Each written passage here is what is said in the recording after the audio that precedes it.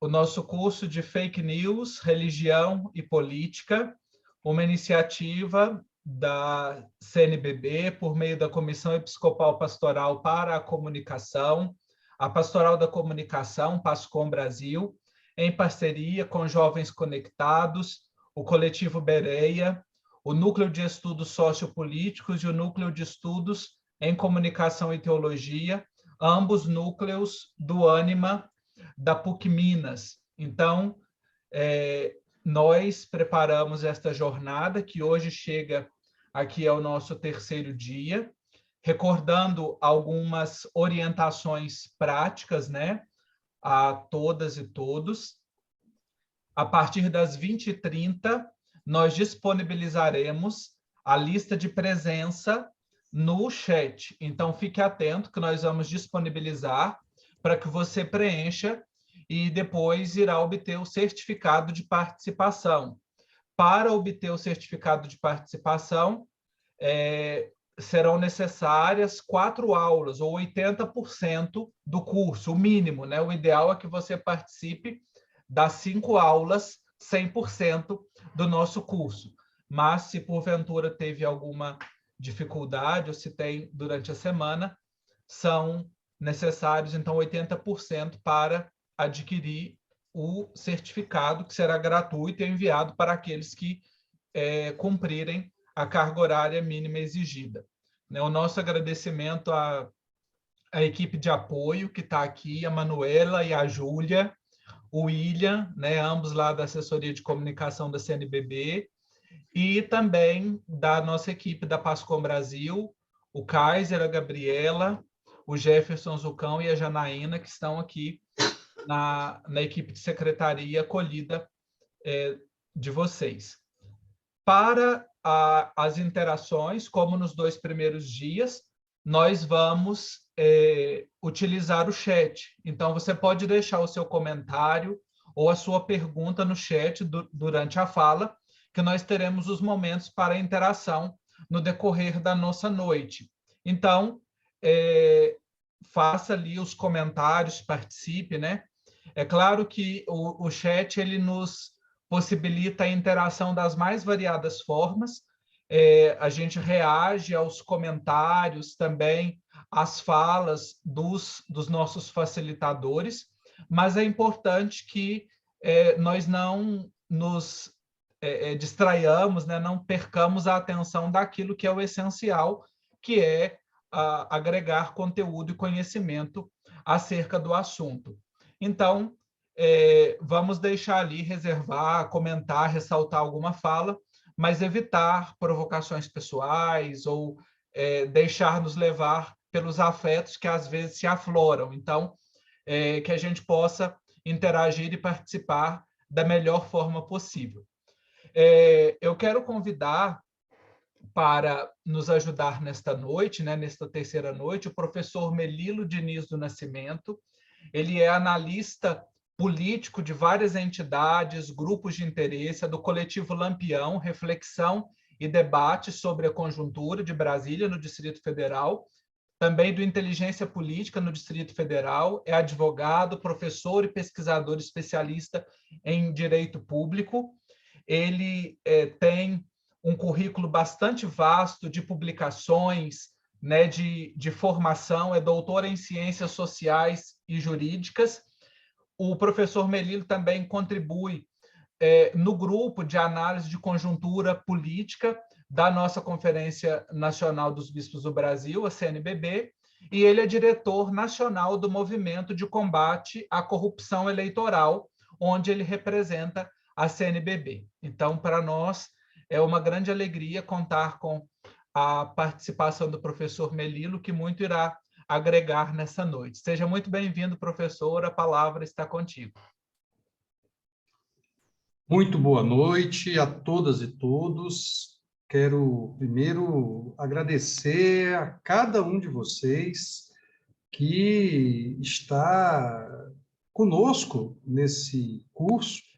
Quero agradecer também à organização, por meio do Marcos Túlios, a Comissão Episcopal para a Comunicação, a Assessoria de Comunicação da CNBB, a Pastoral de Comunicação, a PASCOM, em parceria com os Jovens Conectados, com a Bereia, com a PUC Minas, por meio do NESP e do NECT.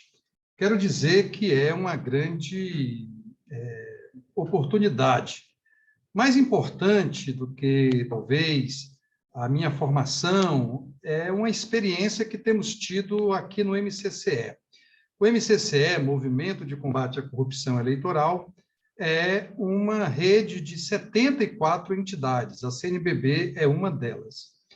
E, na sua história, nós ficamos responsáveis, eu estou na quarta, quinta direção, nós ficamos responsáveis pelas leis de iniciativa popular. Lá atrás, no século passado, a lei contra a compra dos votos, mobilização, organização e tudo aquilo que significava risco à legitimidade do sistema eleitoral. E depois, nós tivemos a ampla mobilização da lei da ficha limpa. A partir de 2018, nós percebemos, ou ali 2017, 2018, nós percebemos que a corrupção não era apenas a compra e a venda de votos, não era apenas pessoas com a ficha suja disputando as eleições, mas havia um fenômeno que estava surgindo, e esse fenômeno trazia consigo uma tal de fake news, ou de desinformações. E nós começamos a nos dedicar a formar, a participar de eventos em todos os estados da federação, nos 27 estados, mais o DF, sobre o tema das desinformações e fake news, junto com os tribunais regionais eleitorais, junto com os servidores, com os juízes, com o Ministério Público e com as organizações da sociedade civil. Nós fomos lá nos dedicar a bater um papo, a conversar e a fazer um trabalho de formação. É muito provável que, por conta disso, eu estou tendo aqui a oportunidade de conversar com tanta gente. Tem 160 pessoas cuidando de conversar um pouquinho comigo, e eu quero começar nosso bate-papo estabelecendo uma coisa que me parece muito importante. Eu vou oferecer uma leitura. O tema que me foi oferecido é o tema dos métodos de checagem. E eu vou chegar a métodos, metodologias, critérios e um monte de sugestões para quem mexe com isso. Não obstante isso, eu queria começar dizendo que eu aceitei humildemente essa presença e participação exatamente por conta desse histórico desde 2018. Nesse momento, o Marcos Túlio não leu porque eu não contei. Eu também represento o MCCE no Observatório de Transparência Eleitoral do TSE, do Tribunal Superior Eleitoral. Estamos lá em nome do MCCE, e o MCCE é um dos observadores nacionais das eleições de 2022. Então, com essa trajetória que não é minha, de um conjunto de pessoas, um conjunto de entidades, vou repetir, 74 entidades, a CNBB é apenas uma delas, a OAB faz parte, quase todos os conselhos profissionais, entidades da sociedade civil, etc., etc., etc. Toda essa galera tem sido meus professores, e eu vou tentar aqui compartilhar os meus pontos de vista sobre alguns temas. Quero começar refletindo sobre qual é o universo que estamos discutindo, conversando, trocando. Eu vou fazer uma paradinha por volta das 20h30 para uma primeira rodada de confusão. Tiro, porrada e bomba, pode mandar, não tem problema. O tiroteio é livre, especialmente contra mim, que tenho essa vocação a levar tiros Já vi alguém aí criticando a pobre da lei da ficha limpa, não é? Não tem problema, a gente está aqui para ser criticado mesmo, com muita alegria, mas eu vou fazer uma premissa importante. É que um dos grandes riscos que nós temos nesse diálogo é buscar demônios. Nós, católicos, cristãos, adoramos esse personagem diabólico que é o contrário de simbólico. O simbólico no grego é aquele que junta. O diabólico é aquele que separa, que divide. E a gente adora demonizar, diabolizar realidades e fenômenos. Faz parte, sou catolaico, 40 anos de serviços dedicados à Igreja Católica, tenho talvez alguma experiência para afirmar como a gente tenta dividir tudo dentro dessa dicotomia entre o bem e o mal. É provável que a vida seja um pouco mais complexa. Quando falamos de desinformação, fake news e notícias falsas ou mentiras, nós estamos dentro do universo dos meios de comunicação e agora das mídias sociais. E tanto os meios de comunicação como as mídias sociais são uma presença marcante na vida das sociedades e da esfera pública. A esfera pública é aquele espaço onde convivemos, dialogamos, mesmo que tenhamos tido uma tendência muito recente de nos concentrarmos em bolhas.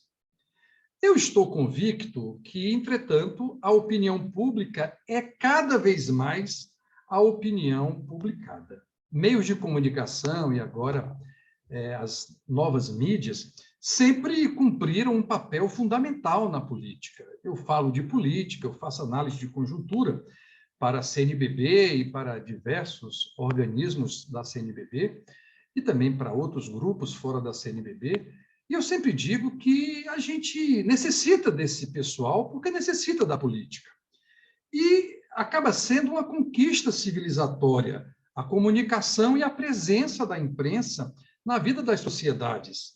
E a atividade de dar publicidade, transparência e luz solar à atividade política amplia muito a nossa percepção sobre o mundo da política.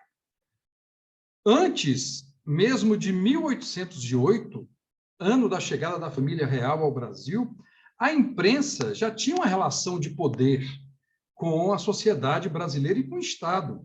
Mas até essa data era proibido publicar no Brasil. Como é que era feito? De maneira clandestina, subterrânea, ou como fez o Hipólito José da Costa, lá em Londres, que começou a publicar o jornal O Correio Brasiliense. Essa imbricação entre política, comunicação, meios de comunicação e agora com as mídias sociais, portanto, é um fenômeno do poder e um fenômeno histórico. E com as tais mídias sociais, na virada desse século, o fenômeno ganhou uma amplitude que modificou a quantidade, a qualidade e a crítica ao poder público. O que era comum e aceito, mesmo com muitas críticas, era que as pressões externas da opinião publicada, ou seja, os meios de comunicação, decorriam do jogo da política. O que mudou, pessoal? Mudou a amplitude, mudou a velocidade da presença dos temas políticos a partir das mídias sociais, especialmente nesse início de século, com o surgimento de uma sociabilidade online. Veja, somos 170 pessoas reunidas online. Isso, em certa medida, é uma forma de sociabilidade. À medida que esses ambientes forem mais presentes e influentes na vida dos cidadãos, isso vai modificando a importância e a centralidade da relação com o campo político. O desafio dessa nossa conversa, de todo o curso, fake news, religião e política, é entender que não é só responsabilidade da mídia e das mídias a crise que nós atravessamos. Muita gente diz, olha, a culpa é desse pessoal. Portanto, os meios de comunicação e as próprias mídias sociais são transformadas em produtores das notícias e das desinformações e das fake news. Isso, gente, é relativo ou é pouco para explicar, porque também as informações e as desinformações que estão nesse universo são produtos sociais, são a nossa cara. Eles nos revelam tanto quanto nós criticamos, e nós criticamos tanto quanto eles nos revelam. Não é sem razão que muita gente, que inclusive é política, tenta não só participar dessas redes, mas dominar essas redes. Eu tenho a oportunidade de participar de alguns programas de rádio, por exemplo, na Rede Aparecida de Rádio. E nós também, como Igreja Católica, somos proprietários desse tipo de instrumento. Nos tempos atuais, por força das tecnologias, há uma quantidade excepcional de informações circulando. E aí, somos uma sociedade em que a grande quantidade de informações, entretanto, não se transformou numa melhor formação ou mais juízo de todos que estão nesse campo e nessa lida. O meio é a mensagem e a massagem. Adotamos as linguagens das máquinas e dos computadores, somos capazes de transmitir emoções humanas por meio de figurinhas. Temos fantasias com o poder ilimitado da comunicação e sonhamos com o dia que os smartphones estarão permanentemente acoplados às nossas mãos sem nunca descarregar. Mas, ao mesmo tempo, há solidão, há medo, há insegurança, há ansiedade, há ignorância, há agressividade, às vezes violência, e uma angústia existencial danada que faz parte do pacote dessa Torre de Babel versão século XXI. Para complicar, a realidade eletrônica reduziu o sentido da realidade. Por trás dos símbolos, muito do imaginário e do real se confundem. O signo e seu referente, o verdadeiro e o falso coabitam o mesmo campo simbólico e agora diabólico. As fake news, que é um oxímoro, transformaram a fofoca e a bobagem em quase informação. Estão em constante e feroz competição por atenção, crença e engajamento. Viramos, portanto, o resultado de um algoritmo, e não o seu calculista.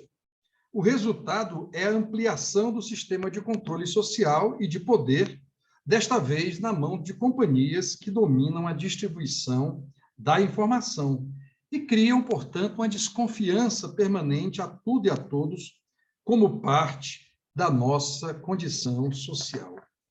Essa introdução é para colocar-lhes o meu lugar de fala e as minhas premissas de fala. É claro que eu preparei aqui um material para a gente conversar um pouco, não é? Dentro especificamente dos métodos de checagem que nós desenvolvemos ao longo de uma experiência. E aí eu vou pedir a paciência de vocês para me acompanhar nessa primeira parte. Queria que alguém confirmasse aí que todos estão acompanhando, não é? A tela em que está escrito método de checagem. Deu para ver aí, Marcos Túlios? Sim, está ok aqui. Olha aí, que legal, funcionou. Eu sempre erro nisso, mas dessa vez funcionou. Então, esses métodos de checagem, não é? Pressupõem uma certa conceituação. O que é desinformação, o que é fake news e o que é infodemia. Qual é a premissa que eu lhes ofereço? Os três termos, apesar de frequentemente confundidos e até tratados como coisas semelhantes, não são a mesma coisa na minha percepção. Vou tentar oferecer um conceito para cada um deles, não meus, mas com base aí em algumas contribuições. O termo desinformação, conceito desinformação, é comumente usado para se referir a tentativas deliberadas, frequentemente orquestradas, para confundir ou manipular pessoas por meio de transmissão de informações desonestas. Esse é o conceito que eu trabalho de desinformações.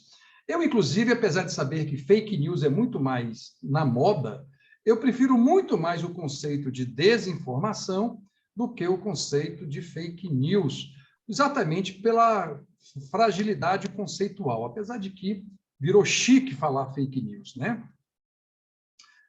O segundo conceito que eu quero oferecer para a gente bater um papo é exatamente sobre as fake news, que, de acordo, aquele conceito que eu ofereci sobre desinformação é da Unesco, A Unesco tem um importante trabalho de letramento midiático, é um trabalho mundial. Eu faço parte de 3 grupos, um grupo de letramento midiático exatamente na Unesco, em Paris. É claro que eu fico em Brasília, a sede é lá.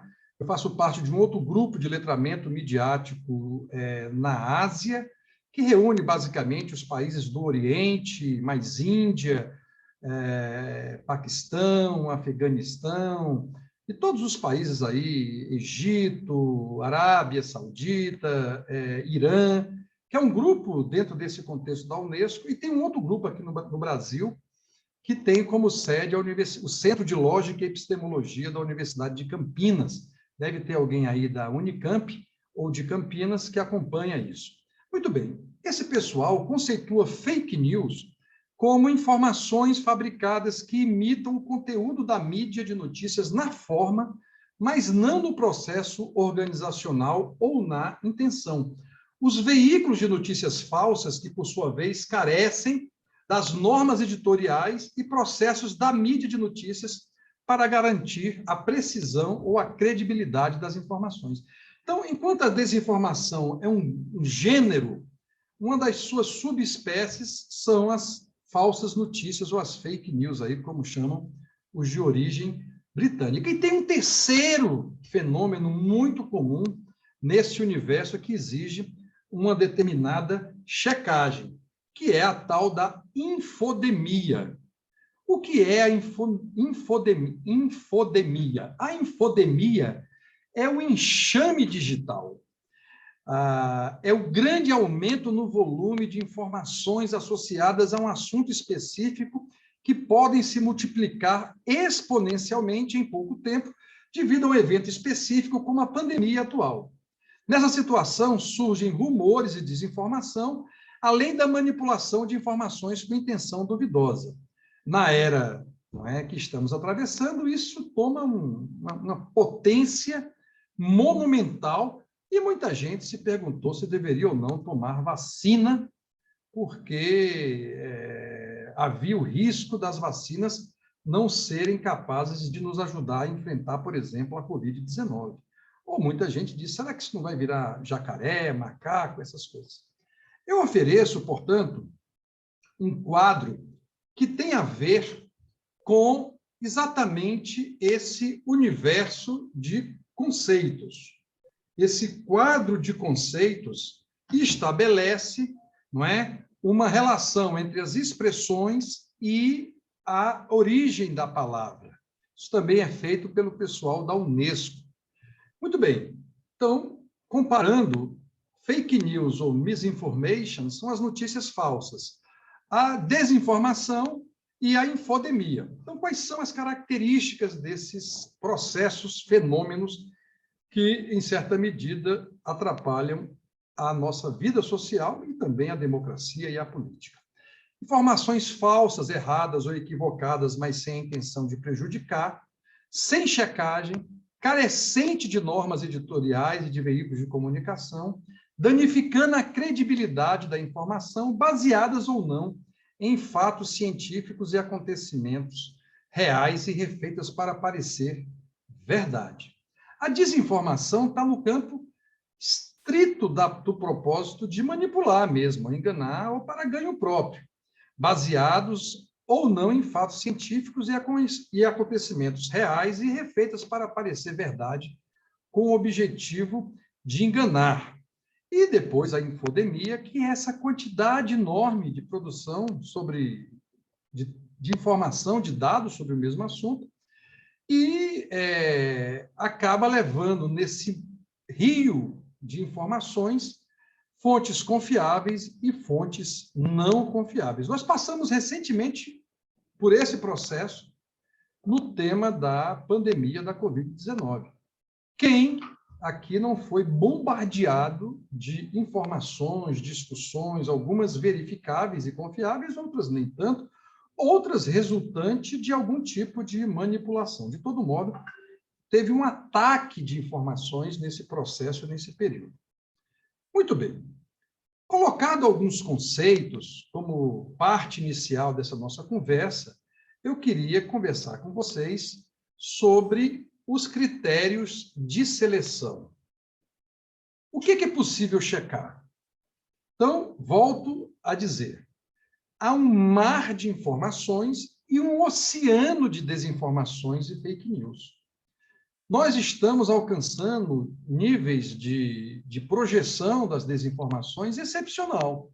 Por exemplo, nós temos tido deepfakes, que são tão bem feitas que vocês me veem falando, isso é feito por computadores e técnicos muito qualificados, e eu posso estar aqui, a minha imagem, a minha voz, cantando Babalu em grego. Eu nem canto Babalu e o meu grego é fraco de consumo. Então, nesse contexto, há um oceano de desinformações, fake news e, muitas vezes, também de produtos que são construídos artificialmente, e você acaba vendo o Obama apoiando o Trump, ou o Zelensky dizendo que casou com o Vladimir Putin. Então, vocês vão ver muito isso e cada vez mais de forma consistente. Uma outra questão, que é um critério para a gente meditar, é aquilo que é fake news, de mentira, notícia falsa, que é um oxímoro, vou repetir, e um outro oxímoro, uma outra contradição em termos, que é a fake ethics, a ética falsa, e ética nunca é falsa, de quem acredita nessas coisas. Então, eu sempre, quando falo sobre isso, eu gosto de discutir o fenômeno da crença em alguns absurdos.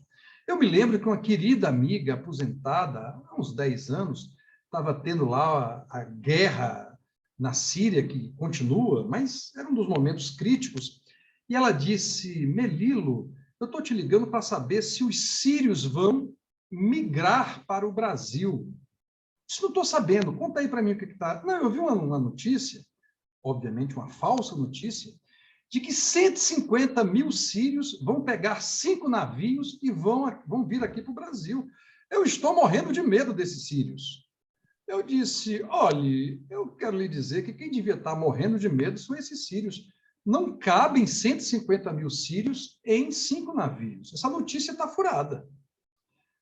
Eu imagino o sírio na posição 149.950 da fila para embarcar, olhando lá de trás aqueles 5 navios e dizendo, não vai caber esse povo todo. Vão jogar a gente no meio do Mediterrâneo, no caminho para o Brasil. Então, minha amiga, eu acho que a gente vai dar uma checada nisso.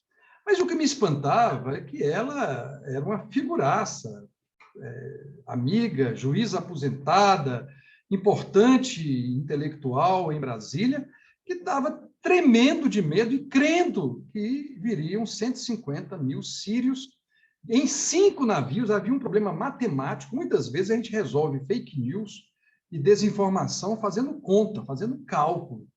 Não cabe, não tem jeito de botar esse povo todo em 5 navios. Então, me espanta um pouco, não é? O nosso critério de acreditar. Quando eu digo nosso, pessoal, claro que não é de nenhum de vocês, é da equipe das PASCONs, dos núcleos, da Santa Mãe, Igreja Católica, um povo combativo, resistente. Não acredito em qualquer coisa. Mas, não é, me parece que é necessário um certo grau de discussão sobre qual é a ética, ou a falta de ética, de quem acredita e dissemina esse negócio. Mas o critério mais importante é o número 3. Eu quero sugerir para vocês aí. Quase tudo pode e deve ser checado. O maior critério de sobrevivência neste oceano de desinformações e de fake news é este. Quase tudo pode e deve ser checado. O preço da inteligência e do combate à desinformação e à fake news é a obsessão compulsiva e neurótica por checar tudo e todos. De vez em quando nos surgem aí umas frases bonitas atribuídas, inclusive, ao Papa Francisco, ou a Clarice Lispector, ou ao Machado de Assis, ou a sei lá quem, não é? A gente tem que checar. Saiu na Rádio Vaticano, saiu na Vatican News, ou é uma conversa? Eu criei o hábito de checar quase tudo. Quase tudo. A minha mulher disse que eu estou tão neurótico que eu estou assistindo replay de jogo de futebol do meu time, que é o Flamengo, para saber se o resultado que eu estou na mente é aquele mesmo, viu, Marcos Túlio? Não é? A minha mulher diz, mas você não já sabe o placar do jogo? Não, eu estou assistindo de novo para checar se o resultado de ontem é o mesmo de hoje, para não ter dúvidas. Então, eu queria dizer para vocês que é possível checar. Qual é o princípio desse processo checativo? É parar para pensar que nós precisamos de uma formação para discutir aquilo que é sátira ou paródia. Ou brincadeira mesmo. Eu encontrei com uma tia, avó minha, que estava com 104 anos, e ela me perguntou, meu filho, você que mora em Brasília, como está Getúlio Vargas? Tem uns 10 anos. Eu disse, tia, estou aqui, né, vou fazer uma brincadeira com a senhora. Getúlio Vargas não está bem de saúde. Né? Então, a gente tem que, às vezes, perceber que muito do que está colocado aí nesse campo, não é? A gente tem que separar o joio do trigo e não fazer como faz parte de quem promove fake news, que é publicar o joio. A gente tem que saber um pouco, ter um pouco de formação para entender o que é uma sátira, o que é uma paródia. Muita gente acha que aquele site, O Sensacionalista, que é de humor, é verdadeiro. Não é verdadeiro, ali é uma brincadeira, mas muita gente leva a sério de que o último que eu vi é que depois que lançaram o Paulo Guedes para Nobel da Economia, de acordo com o Instituto Paraná Pesquisas, ele já estava liderando o resultado, não é? Estava lá no Sensacionalista, uma amiga viu isso num grupo e me ligou para perguntar, saiu mesmo uma pesquisa sobre o prêmio Nobel? Eu disse, não, é sátira. Eles estão brincando com a gente. Não preocupa, não apavora, não. Não é? Depois é tentar estabelecer e ter uma formação para saber quais são as falsas conexões. Então, está no noticiário de hoje. Estamos enfrentando a maior deflação da história dos últimos 42 anos de controle da inflação no Brasil. Caímos 0, alguma coisa. Qual é o problema? É que, apesar de ter uma conexão, a vida não está melhor. O leite está caro, a carne está um absurdo. Eu imagino o pessoal do Sul aí que gosta de fazer um churrasco, ou o pessoal do Nordeste que gosta de comer peixe. Está dificílimo, não é? Depois, uma formação para saber o que é o conteúdo feito para nos enganar. Nessa época de eleições, quando a família da desinformação, da política, das fake news e da infodemia caminham de mãos dadas pelo mundo das mídias sociais, tem muita coisa que é feita para enganar a gente. Só para demonstrar que isso não é recente, a palavra candidato vem de um conteúdo enganoso que tem origem lá na Roma antiga. Os que desejavam se eleger para cargos políticos na Roma antiga se vestiam com a roupa branquinha para demonstrar pureza. O nome dessa roupa branquinha é toga cândida. Cândida. É por isso que nós temos até hoje candidatos, candidaturas, porque, no mais das vezes, esses personagens da nossa vida social e política se travestem de pessoas dotadas de pureza, de valores. Muitos têm, mas muitos não passam de engano. Há o conteúdo impostor. Esses conteúdos, o enganoso, o impostor, o manipulado, andam muito juntos, são muito próximos. E nesse caminho tem uma impostura que é enganar com o objetivo de obter algum resultado. Depois tem os conteúdos manipulados, que são transformados em resultados que não fazem nenhum sentido sob o ângulo da ciência, sob o ângulo dos dados, das informações concretas que nós temos. E isso também sabendo de onde foi fabricado. Eu quero destacar, nesse momento, um aspecto. Antes de, daqui a pouco, viu, Marcos? Estou aqui controlando no relógio, fazer aquela parada para os primeiros tiroteios. Por detrás de tudo isso, há um grande negócio. Por detrás de tudo isso, há um universo de renda, rentabilidade, exploração, lucro, ganância. E business as usual, negócios como sempre, que gira essa máquina de maneira violenta. Nós não estamos aqui falando de troco de balinha. Isso aqui, por detrás disso, tem um universo fenomenal, especialmente quando o assunto é, por exemplo, política, eleição.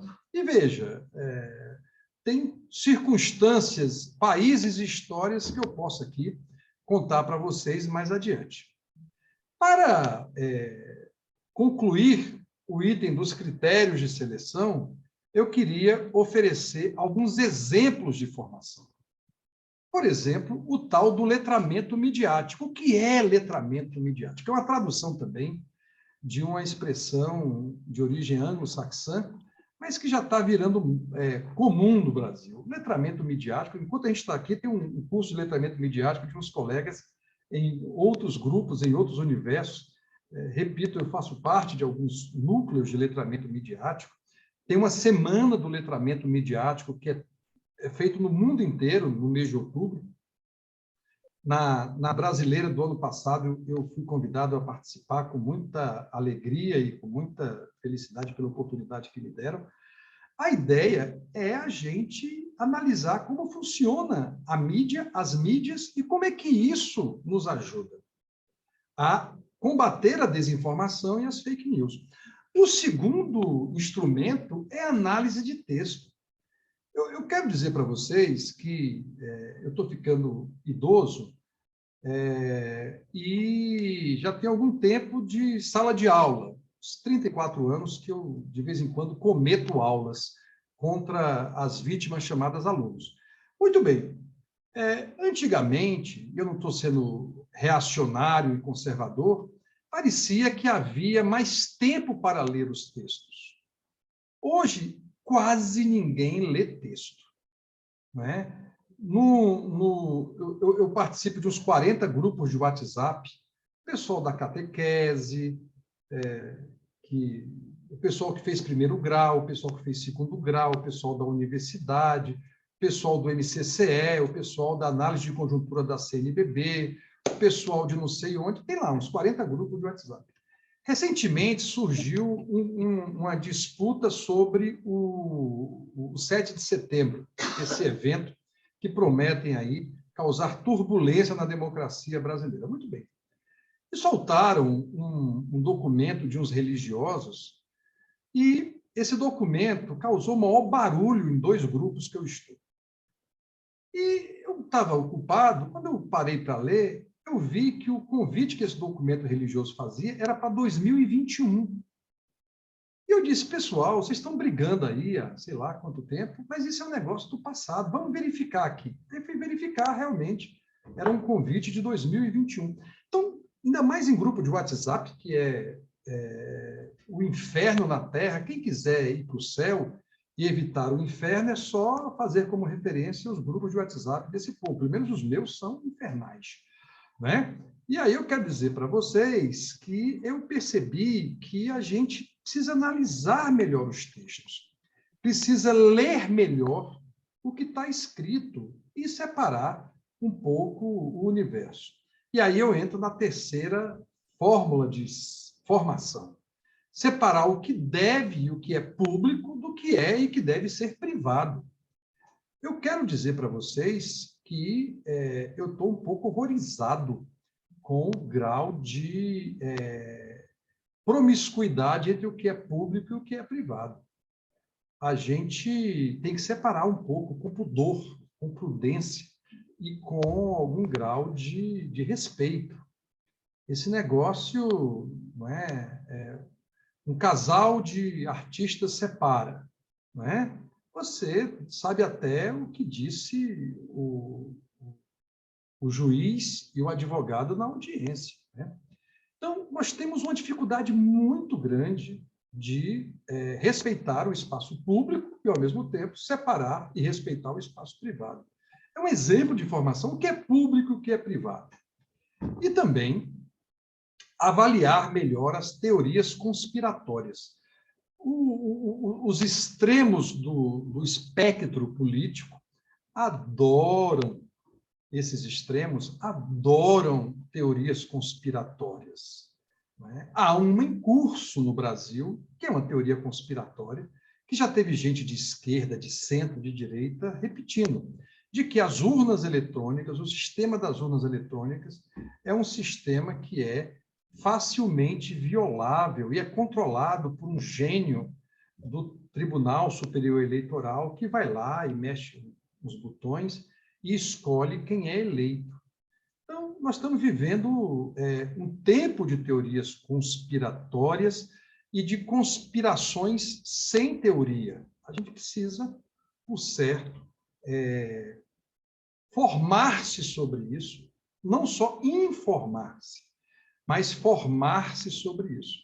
A gente precisa, além das informações, se submeter a um pouco de formação, de conteúdos para reflexão e análise. E isso é o papel de todos nós, inclusive vocês, que estão aí com essa tarefa grande, muito grande, de ajudar no combate às fake news, como exigência ética. Eu poderia citar São João e o seu evangelho. Conhecereis a verdade e a verdade vos libertará. O problema é que isso foi capturado por um debate político que hoje a gente tem até medo de repetir frases do Sagrado Evangelho. Quero fazer uma primeira parada, um primeiro momento, e devolver aí a palavra ao nosso mediador, que é o Marcos Túlio, para ele dizer aí quais são as principais e próximas jogadas.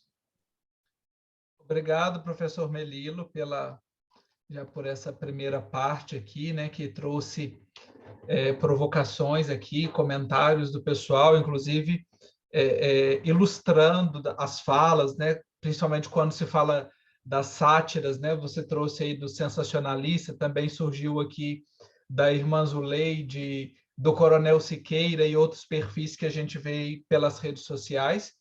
Né, eu quero trazer aqui uma pergunta provocativa do Fabiano e que foi endossada também pela Maria Luísa Pellegrini. Muito importante essa questão de fake news, mas afinal, quem estabelece os critérios para definir o que é fake news? Com base na verdade ou na ideologia? Da verdade impetrada pela casuística real ou pelo imaginário dos fact-checkers? Fazemos um combo de 3 perguntas ou o senhor prefere que seja? Pode ser, né? Beleza. Trazer aqui também um contraponto que o Marcos trouxe, né? No tempo em que vivemos, será que qualquer entidade detém a autoridade de conceituar, seja lá o que for? E a pergunta do Paulo Sérgio, que é o seguinte, ele fala, professor, a desinformação está ligada ao nível de formação? Até mesmo do ponto de vista jurídico, é possível separar má-fé e erro pelo grau de formação da pessoa? São as primeiras, para a gente começar. Marcos, eu não gravei o nome do último. Eu anotei, mas não gravei.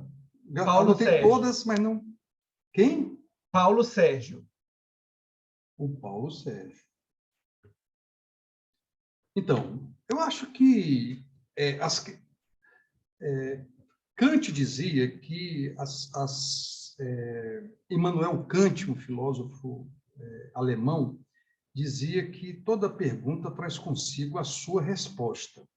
Mas quando a pessoa não tem muita competência, como é meu caso, eu sempre fico em dúvida se a pergunta que foi feita tão bem, as 3 perguntas tão bem feitas, viu, Marcos?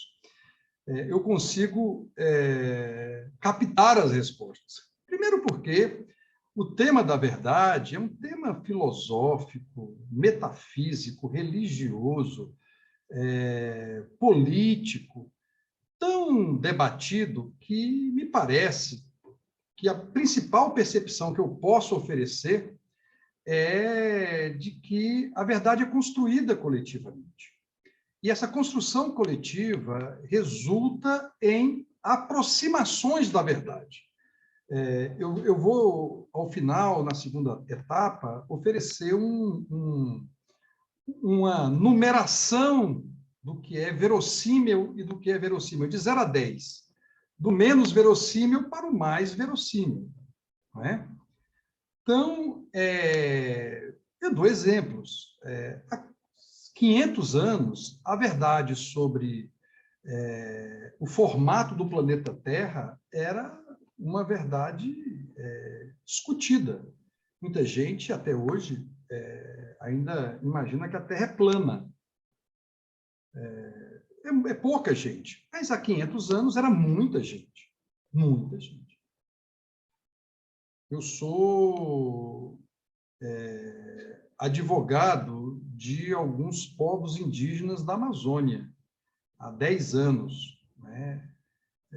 No universo, por exemplo, da minha família indígena, que são os Caiapós, do sul do Pará, uma vez perguntei a um Benadjore lá, um mais velho, sobre esse tema da Terra plana. Ele disse: eu não sabia que a Terra era plana ou era redonda, nós nunca nos preocupamos com isso.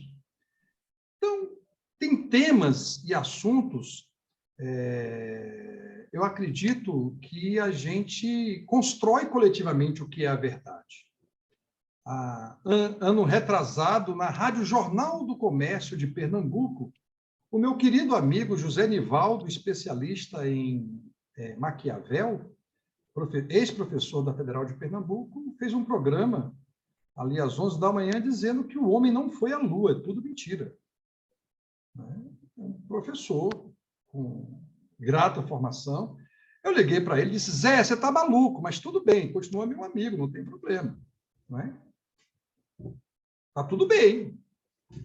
Então, eu quero dizer para vocês que essa ideia de que a verdade é uma coisa pronta, acabada, é uma ilusão. Diz um filósofo francês, Jean Baudrillard, que quanto maior a precisão, maior a ilusão. Então, eu não tenho muita preocupação em estabelecer pontos de vista, porque são as vistas de um ponto, e muito mais estabelecer que a verdade vai se construindo pela soma desses pontos. Então, eu digo para meus filhos, para minha família, que tem algumas coisas que eu não brigo, algumas verdades que eu não brigo, por exemplo. Eu creio piamente na lei da gravidade. Eu sou um cara que estou firme na lei da gravidade. Eu, Marcos, não pulo do 10º andar, imaginando que pode haver uma relativização da lei da gravidade.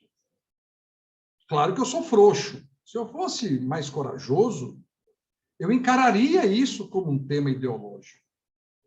Mas não faço. Depois, eu sou fã da matemática. Eu creio na matemática. A matemática é um centro no qual eu me organizo. Então, no conjunto dos números reais, 1 mais 1 é igual a 2. Nos números irreais, pode ser que 1 mais 1 tenha outro resultado. Mas nos números reais, não é? Se eu der R$10 para pagar 5, eu quero 5 de troco. O nome disso é matemática. E a terceira coisa que eu não discuto é a lei é a realidade ou a sua lei. Então, muita gente se anima para discursos ideológicos e a realidade, eu sou um pragmático. E é assim que eu percebo, é assim que eu estabeleço essa importante pergunta do Fabiano e da Maria Luísa a respeito de quem é que estabelece o que é verdade, o que é ideologia. A Marilena Chauí, só para concluir essa resposta, tem uma provocação que diz que as ideologias são os óculos invertidos que nós usamos por detrás dos olhos. Está no livrinho da coleção Primeiros Passos, da editora Brasiliense, O que é ideologia. Você pode gostar da Chauí, não gostar da Chauí, mas é um excelente conceito. Excelente elemento de diálogo. Não é? Ela diz, são os óculos invertidos que estão por detrás de nossos olhos. Portanto, todos nós temos ideologia. Se você for olhar por esse critério, por esse conceito, todos nós que buscamos a verdade temos uma formação ideológica, política, cultural e que permite essa reflexão responder ao Marcos, não é? Que é a discussão sobre a autoridade. Quem é que tem autoridade para definir essas questões? O que é, o que não é? Quem tem autoridade é a autoridade que também é dado pelo espaço público. Porque no espaço público, a autoridade é a razão com respeito à emoção, com respeito às paixões. Num contexto de diálogo, não adianta, a não ser que seja num grande autoritarismo, estabelecer o que é verdade. O desafio da autoridade é a autoridade que é legítima. Então, por exemplo, eu tenho uma desconfiança que o pessoal do INMET, Instituto Nacional de Meteorologia, quando diz que vai ter um vento forte na região sul, especialmente ali em Santa Catarina, eu ouvi isso de manhã, quando foi no meio da tarde, os meus amigos e irmãos ali da região litorânea de Santa Catarina dizendo, o vento aqui está lascando. Eu disse, cuidem-se, e eu ouvi isso hoje na previsão meteorológica. Então, a autoridade não é uma questão de apenas condição, é uma questão de razão, é uma questão de, também, construção e de legitimidade. E aí, o Paulo Sérgio tem uma questão que eu não estabeleço uma relação entre desinformação e formação cultural, mas estabeleço uma relação entre desinformação e experiência de vida. Eu aprendo muito com aqueles que não têm a formação, o tempo de dedicação a um tipo de produção científica ou de estudo, e não acho que o centro da questão, Paulo Sérgio, se estabeleça por nenhum outro canal que não seja o canal da má-fé. A malafide, a má-fé, é algo que está essencialmente vinculado a isso. Eu já fui vítima de fake news. E sou vítima de desinformação todos os dias. Dava uma aula recentemente no meu querido estado do Ceará, por meio da plataforma virtual. Eu sou cearense. E aí eu citei um autor, o aluno passou o resto da aula dizendo, o senhor leu esse autor mesmo? Li, rapaz, li, não sei o quê. Não é? O senhor leu mesmo? De vez em quando ele voltava, não acreditava que eu tinha lido esse autor, porque na percepção dele sobre mim, eu era um cara muito, muito conservador. E aí eu disse, o que eu posso fazer? Uma desinformação, mas é o que tem para hoje. Então, o que eu estou dizendo é que, por detrás, nesse caso desse aluno, não havia má-fé, havia surpresa de que eu tinha lido O Capital de Karl Marx, durante um ano seguido, com o meu professor Lauro Campos, na Universidade de Brasília, por puro prazer. Né? Li Marx, O Capital, era uma matéria que começou com 6 alunos, acabou com 2. Ele dizia, o que o senhor foi fazer nisso? O senhor é tão conservador? Eu falei, então, eu sou conservador porque eu sou igual caixa de maisena, mas não é por isso que eu deixei de ler Marx. Então, eu quero dizer para vocês que, na maioria das vezes, Paulo Sérgio, há muita má-fé. Demorei um pouco para responder, né, Marcos Túlio?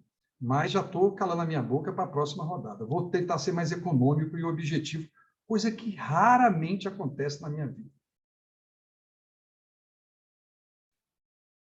Tá ótimo, professor. Obrigado pela explanação aí, pelas provocações, né? Acho que é importante trazer também fazer do método das respostas às perguntas para nos ajudar a nos tornar críticos também, né, nas leituras do cotidiano. Né? Reforçar aqui que o chat está aberto para as perguntas, né? Então, a gente está acompanhando aqui as perguntas que chegam.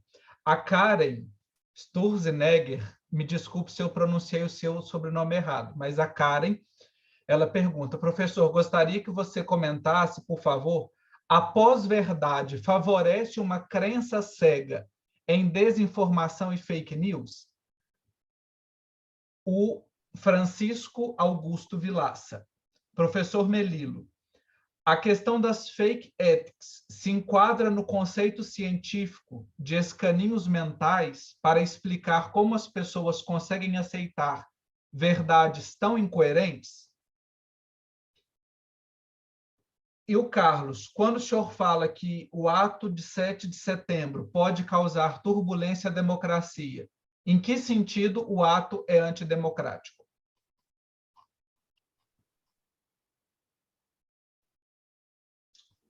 Vamos lá.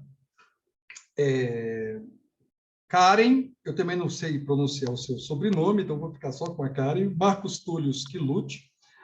O grande desafio da pós-verdade é o fato de que ela é, na essência, uma auto-verdade. A pós-verdade é aquilo que cada um quer acreditar sobre um determinado aspecto da verdade. Então, eu, Melilo, quem sou eu? Eu não uso esse conceito de pós-verdade, que é uma palavra que, inclusive, entrou no dicionário e nos dicionários de várias línguas. Eu chamo a pós-verdade de auto-verdade. É aquilo que você quer acreditar, é aquilo que eu quero acreditar. E aí, me parece que nós estamos diante de um cenário em que, cada vez mais, nós estabelecemos, porque eu vi aqui no chat passando sobre bolha, porque nós estamos enredados em bolhas cada vez mais, onde a comunicação é feita sem uma comunidade e as comunidades não têm uma comunicação.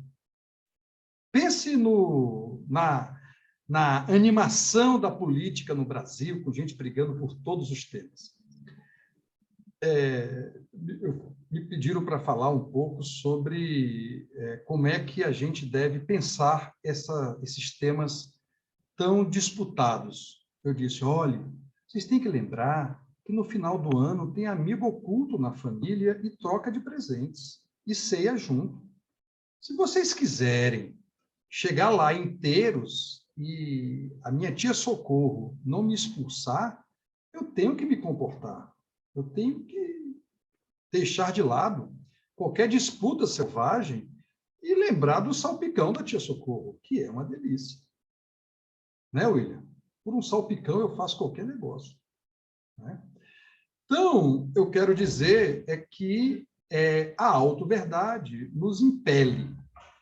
Augusto, eu não sei esse conceito de escaninhos mentais, não conheço. Estou revelando aí a minha ignorância. Mas eu creio que as fake ethics estão no campo da crença.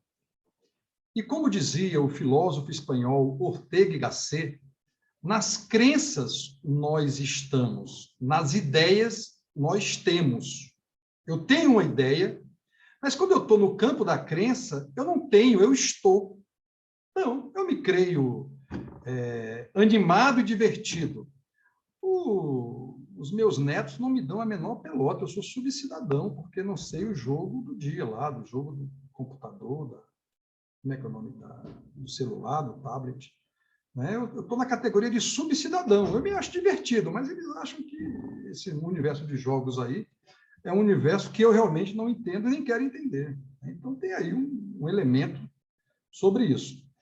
E o Carlos, eu creio, Carlos, que aqueles movimentos que estão organizados em torno do 7 de setembro são movimentos que têm uma construção a partir de um modelo autoritário, que tem como representante na política brasileira o atual presidente da República e seus adeptos, uma construção que é antidemocrática porque tenta modificar as regras por meio de uma pressão que é ilegítima e, acima de tudo, traz consigo um vendaval de sentimentos e sentidos que reproduzem uma época da história que é difícil a gente aceitar como normal e democrática, que é o período da ditadura civil e militar, que nós conseguimos por meio da redemocratização e também da construção de uma sociedade com diversos problemas, uma política com tremendas questões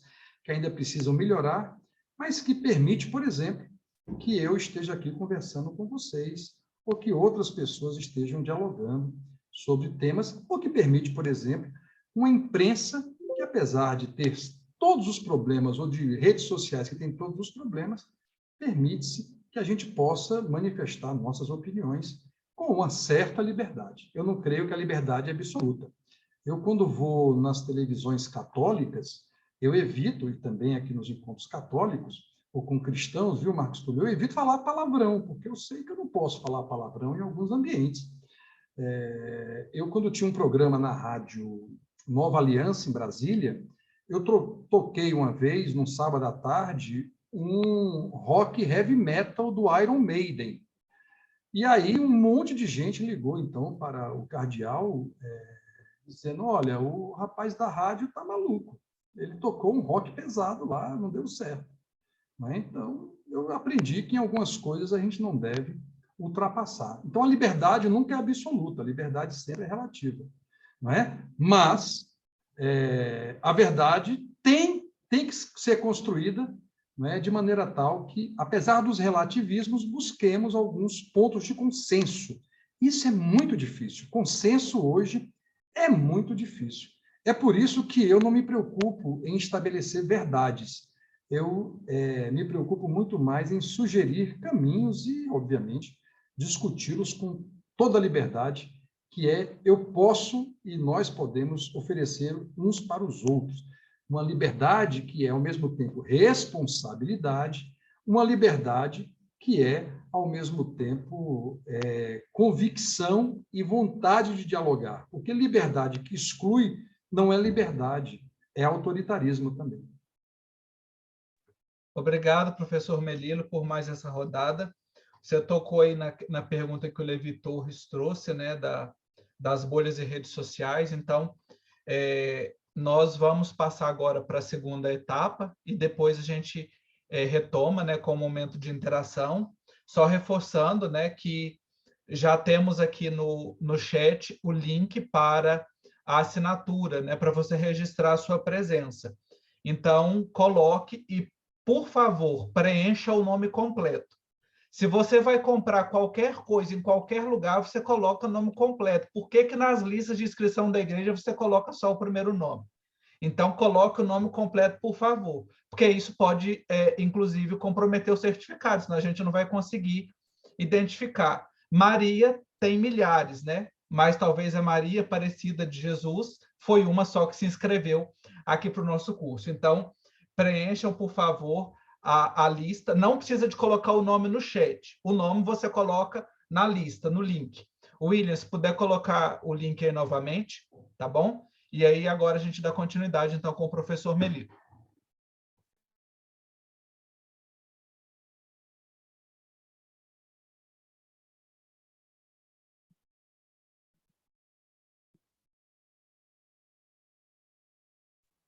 Professor, o teu áudio está fechado.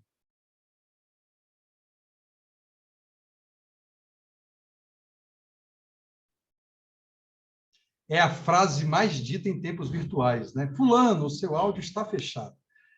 Desculpa, pessoal, é porque eu estava aqui já animado com a segunda parte. Então, nessa segunda parte, eu quero oferecer um método. Todo método e toda metodologia, gente, é uma decisão que, eu vou dizer, pessoal, mas que tem algum sentido, não é? O método que eu sugiro de checagem, de análise das fake news, pressupõe 4 etapas. Uma etapa de análise. Eu recebo uma informação, ou vou emitir uma informação, eu pergunto, o que está por detrás dessa informação? Aqui, no Inteligência Professor, Política, Oi? o senhor compartilhou a tela diferente do PowerPoint. Ele está mostrando aquela tela onde faz a pré-visualização. Ah, é? Sim. Então, peraí, deixa eu mudar aqui. Stop share. Eu sou ruim demais nesse negócio de tecnologia, gente. É impressionante. Eu disse que eu sou subcidadão, então tá aí. Isso aí. Agora está o método? Ótimo. Perfeito. Obrigado. Pronto? Pronto. Quem foi que me ajudou? Antônio Kaiser. Foi o Kaiser? É o frio que você está, Kaiser, que está chegando aqui em Brasília, que reduz a qualidade dos poucos neurônios que me restam. Mas vamos lá. O método é o método que eu sugiro com um primeiro momento, que é o da análise. Recebo informação, ou vou mandar informação, eu preciso fazer uma análise. A gente diz aqui no Inteligência Política a seguinte frase: informação é nada sem inteligência. Quem quiser depois visitar, esse ano, por razões eleitorais, e por um combinado com os diversos grupos que eu faço, o Inteligência Política só falou de eleições na França, na Colômbia. Nós não estamos falando nada de eleições no Brasil, porque falar de eleições no Brasil e emitir opinião sobre isso é complicadíssimo nesse momento que nós estamos atravessando. Mas o Inteligência Política tem diversas análises dos anos anteriores, não é, do Brasil. Mas vamos lá. A análise tem perguntas centrais que são simples. Eu vou já daqui a pouco mostrar para vocês as 8 perguntas que têm que estar presentes nas análises. Segunda coisa é que depois que você estabelecer esse conjunto de perguntas e respostas, você tem que ir atrás de alguma pesquisa um pouco mais sistemática. Antigamente, lá atrás, você precisava ir às bibliotecas. Você precisava buscar o apoio. Imagina na Grécia Antiga que você tinha que ir até Alexandria, do outro lado do Mediterrâneo, buscar uma base de dados para você refletir sobre alguns temas. Ou então, na idade em que não tinha bibliotecas espalhadas. Quase ninguém aqui deve ter conhecido a figura das enciclopédias escritas. Eu estudei com enciclopédia escrita ainda no milênio passado, e nessa tarefa de pesquisar, de saber as coisas, nós fomos muito ajudados pelas tecnologias. Hoje quase tudo, bem feito, mal feito, verdade, não verdade, você pode encontrar nos famosos mecanismos de busca, de pesquisa. A frase "dá um Google aí" não é sem sentido. Você bota no Google, descobre quase tudo. Você pode no Google ver meu currículo vitae e meu currículo mortis. Tudo que eu fiz de errado também está no Google. E de vocês também, né? A terceira etapa desse método é confirmar. Não adianta só pesquisar. Então, você descobre que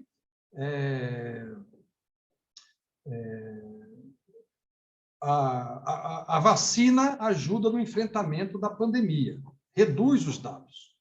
Muito bem, isso é uma avaliação de algum conjunto de cientistas, mas você só vai ter isso resolvido depois de um tempo.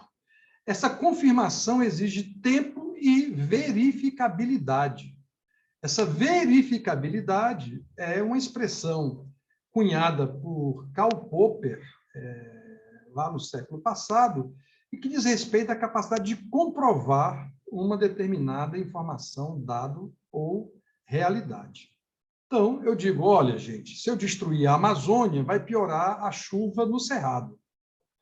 Isso é um estudo científico, mas também é dito como fórmula de comprovação depois de 20 anos, onde houve mudança no regime de chuvas, exatamente em decorrência da crise socioambiental que nós impusemos sobre a região amazônica. E se tudo isso, se confirmar e você chegar à conclusão que é fake news, você precisa denunciar, gente. A omissão está em um dos 6 infernos de Dante Alighieri na Comédia Humana. Então, a omissão não combina com o cristão. Rima, mas não combina. Não se pode imaginar que a omissão seja um papel. Imagino, inclusive, que depois desse maravilhoso curso feito com o pessoal da PUC Minas, com a PASCOM, com a Comissão Episcopal para a Comunicação, com a CNBB, e todo mundo, vocês vão estar aí hiper mega competentes para oferecer uma denúncia séria e responsável. Vamos à metodologia. Qual é a metodologia? Perguntas da análise. Primeira pergunta, essa informação que eu recebi, geralmente pelas redes sociais, tem link? Alguém, junto com a informação, mandou um link? Um asteroide cairá no jogo do Flamengo e Atlético Paranaense, lá em Curitiba. Isso veio com um link? O Kaiser, que torce pelo Atlético Paranaense, desesperadamente, né? Ele confiará se viesse um link? Segunda informação, o link abre ou está quebrado? Quantas vezes você recebeu uma informação, clicou no link, manda para a receita de bolo de cenoura da minha mãe? Depois, essa informação foi publicada em algum portal conhecido? É uma pergunta. Você está analisando. O passo a passo da checagem dos fatos é quem publicou esse negócio? Grupo de senhores jogadores de dominó de Brasília. Publica o portal do grupo dos senhores jogadores de dominó de Brasília, publica uma informação sobre a próxima pesquisa eleitoral para presidente da República. Qual o sentido disso? Depois, essa informação é assinada por alguém conhecido, não que os desconhecidos, como eu, não sejam importantes, mas como checagem, como metodologia de checagem, quem é que escreveu isso? Quem escreveu isso foi Fernando Pessoa, mas Fernando Pessoa morreu, gente. Ele não está mais analisando a vida do século XXI. Então, talvez a gente precise compreender que, fora desses campos mais poéticos ou literários, não se pode fiar na opinião de Machado de Assis, grande personagem brasileiro, ou de Fernando Pessoa, grande personagem português, ambos personagens mundiais, na leitura do mundo de hoje. Tem um conto de Machado de Assis que fala sobre as prebendas do serviço público, não é? E como ser um capachão, um pai ensinando ao filho como é que ele deve viver de benefícios do serviço público. É óbvio que ele tem razão, até porque até relógio quebrado tem razão 2 vezes ao dia. Mas talvez ele não descreva toda a realidade dos dias de hoje. Depois, isso é batata. A informação tem erros gramaticais?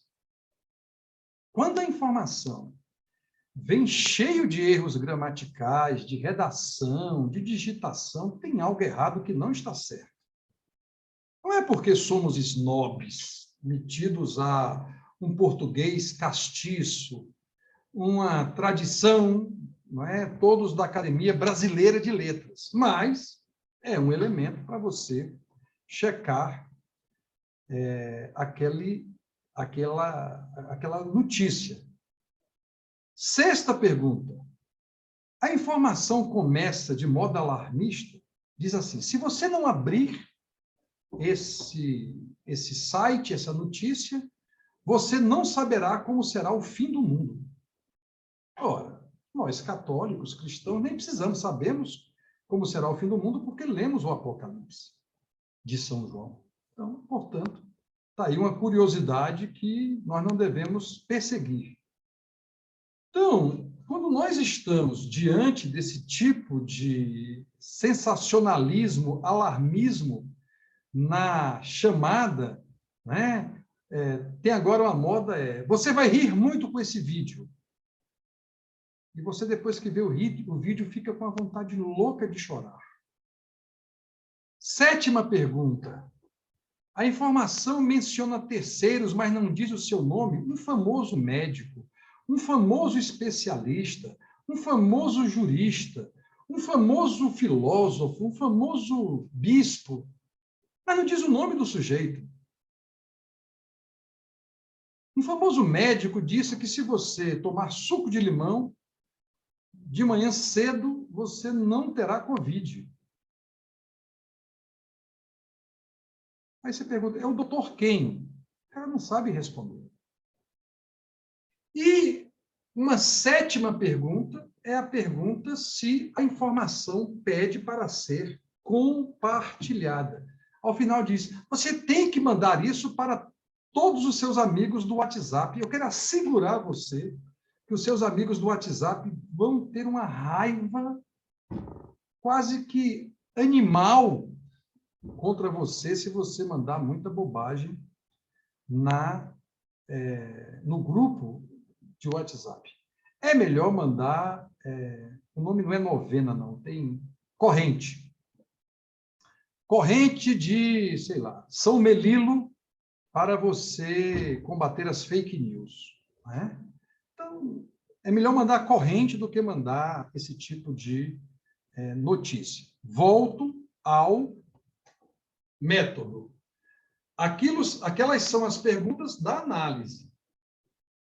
Como é que você pode pesquisar? Você pesquisa indo para agências de checagem de fatos. Eu estou listando aí 7, tem 20. Por que eu listei 7? Porque era o que cabia no PowerPoint aí. Quando começou a dar problema, eu cortei logo 2 para não dar trabalho. Mas ressalto aí o TSE, o Tribunal Superior Eleitoral. Eu repito, eu não sou funcionário do tribunal, eu faço parte do Observatório da Sociedade Civil de Transparência Eleitoral. Não é? Eu sou um ING, indivíduo não governamental, mas o TSE tem um importante site, está aí o endereço, justiçaeleitoral.jus.br/fato ou boato. Há um hacker, que é o mesmo cara que descobriu a Mega Sena que vai mudar as eleições do Brasil. Você vai descobrir aí se isso é verdade. A urna eletrônica está ligada a algum sistema internético? Resposta, não. Você resolve aí. E tem mais aí 6 outras organizações de agências de checagem.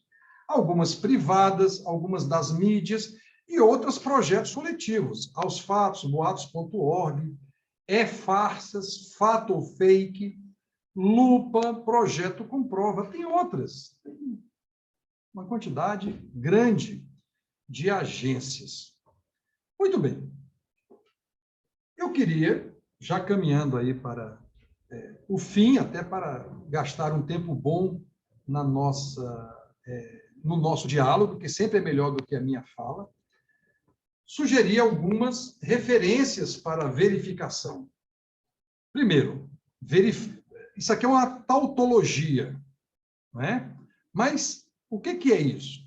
É uma frase que parece que é óbvia, mas muita gente tem dificuldade de compreender.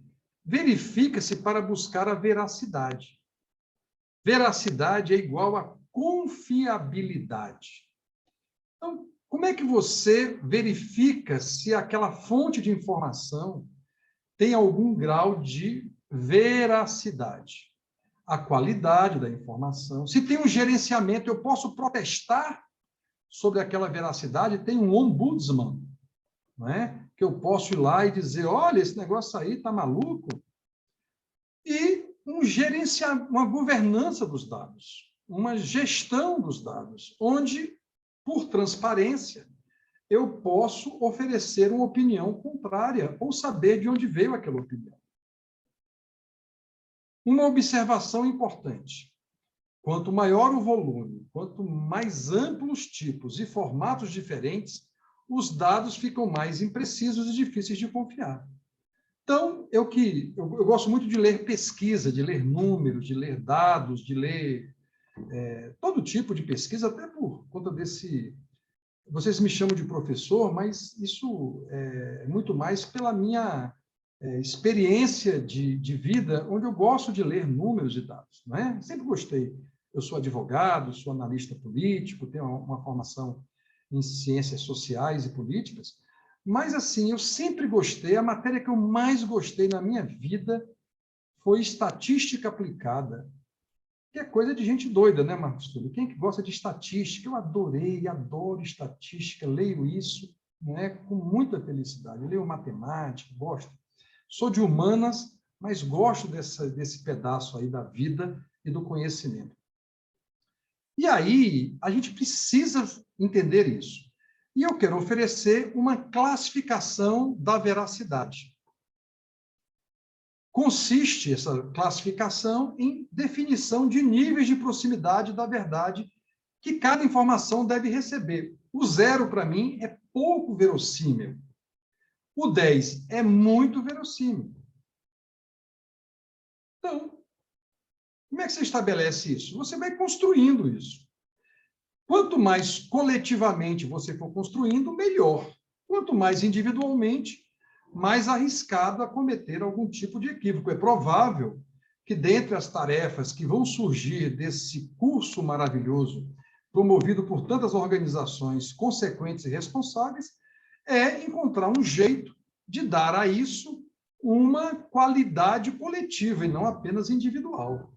Nós, no MCCE, usamos agências, mas também usamos diversas outras fontes de verificabilidade e veracidade para buscar algum dado ou outro. Então, dizem, entrou-se com um processo no Supremo contra a lei da ficha limpa. Mas vamos lá, descobrir se é contra, se é a favor, e aí essa informação vai sendo classificada por esses critérios de 0 a 10. É mamão com açúcar, gente, não tem nada misterioso. É apenas a criação de critérios e classificações.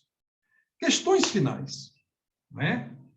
Ou para reiniciar essa conversa.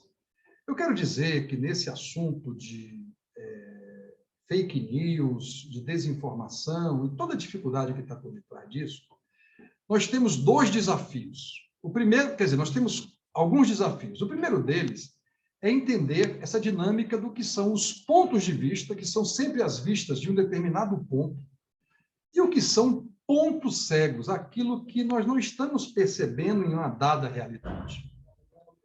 Segunda questão, que me parece fundamental, é que a gente precisa entender que uma sociedade da transparência é, ao mesmo tempo, uma sociedade do controle. E essa sociedade do controle traz consigo uma série de questões, inclusive sobre o espaço da democracia e das liberdades. Terceira questão é que, nesse mundo de algoritmos, há uma questão epistemológica, é que antigamente era a audiência que nos fazia. Então, você dizia, olha, eu sou um homem branco, eu sou pardo, mas muita gente me acha branco, advogado em Brasília de origem cearense e torcedor do Flamengo. Isso era classe social, sou classe média, etc. Não é? Isso era classe social, isso era grupo social, você ia classificando as audiências. Hoje, é uma outra episteme, que é a do algoritmo. Essa episteme do algoritmo, esse conhecimento do algoritmo, tem 3 características. Os dados e as informações são geradas pelos próprios usuários, pelos utentes, como diriam os portugueses.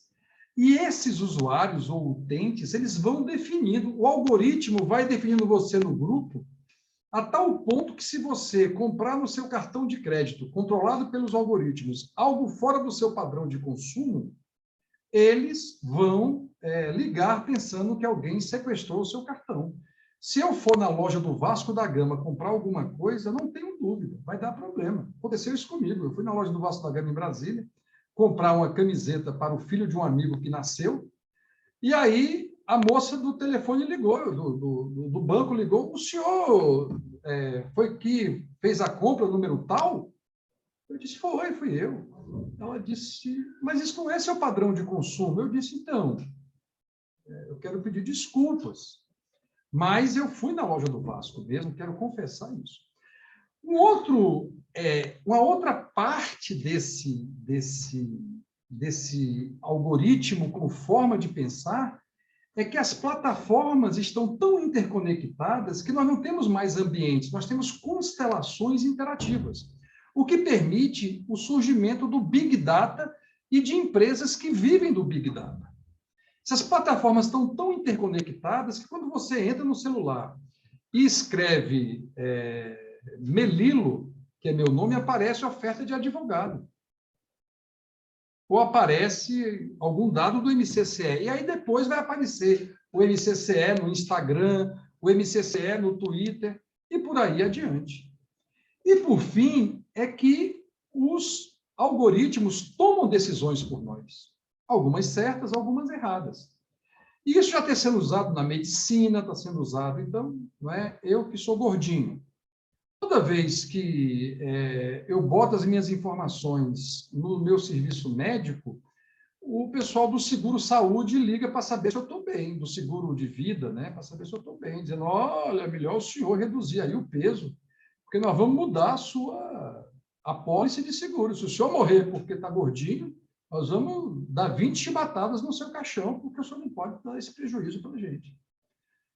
Então, esses algoritmos tomam decisões por nós. Eu não estou brincando, não. Eu já tive proposta de apólice de seguro negada por conta de informações que estão nos algoritmos. E eu perguntei, como é que vocês descobriram isso? E me falaram, Melilo, está tudo hoje dentro de tomadas de decisão que não são nossas, são desses algoritmos. E uma pergunta ou uma questão que é essencial. Qual é o objetivo dos métodos de checagem? Esse objetivo pressupõe que a gente queira construir relações mais éticas, menos desinformações e mais diálogo, ou a gente quer, na verdade, descer a lenha no outro, dizer, eu bem que avisei que esse Marcos Túlios, esse rapaz da Pascom, isso aí, entendeu? Torce para o Botafogo. E aí isso dá um problema danado, porque nós estamos vivendo tempos de torcida generalizada e torcidas sem a boa educação que tinham as torcidas no passado. E que, portanto, traz consigo uma decadência da esfera pública, uma crise do respeito e uma medialidade do digital. Nós não temos mais rosários e terços nas mãos, nós temos celulares. Não é? Eu tenho certeza que os objetos de uso manual não é mais terços, rosários, são smartphones, alguns inclusive trazem. Não é? A minha mãe reza o rosário na Alexa, com a Alexa, não é? E gosta muito. Mas isso traz consigo uma mudança de padrão. Depois, nós estamos submetidos a tempestades de indignação, tempestades estas que nos colocam numa posição de, além de indignados, objeto dos algoritmos. Essas tempestades têm começo, meio e fim, e alguém ganha com isso. Nós estamos diante de momentos onde a característica é a indiscrição e a falta de pudor. Nós revelamos coisas dos outros como faziam os velhinhos fofoqueiros da Associação dos Senhores Jogadores de Dominó de Brasília. E, por fim, nós precisamos, não é, para o diálogo, entender que toda comunicação é política. Quero deixar aqui uma sugestão de leitura, o livro do filósofo coreano-alemão Byung-Chul Han, No Exame, Perspectivas do Digital, está aqui na frente, da editora Vozes, né? É um livrinho, olha, que de tão fininho dá para ler mais rápido do que uma fala do Melilo no curso Fake News, Religião e Política. Agradecer a atenção e me colocar à disposição do diálogo, deixando também aí o meu e-mail para críticas mais decididas e para ataques mais organizados. Fiquem à vontade, mas, por certo, vamos aí até as 9h30, bater naquele papo e eu vou ser mais objetivo, porque é importante que muita gente participe. Obrigado e peço desculpas pelo tempo.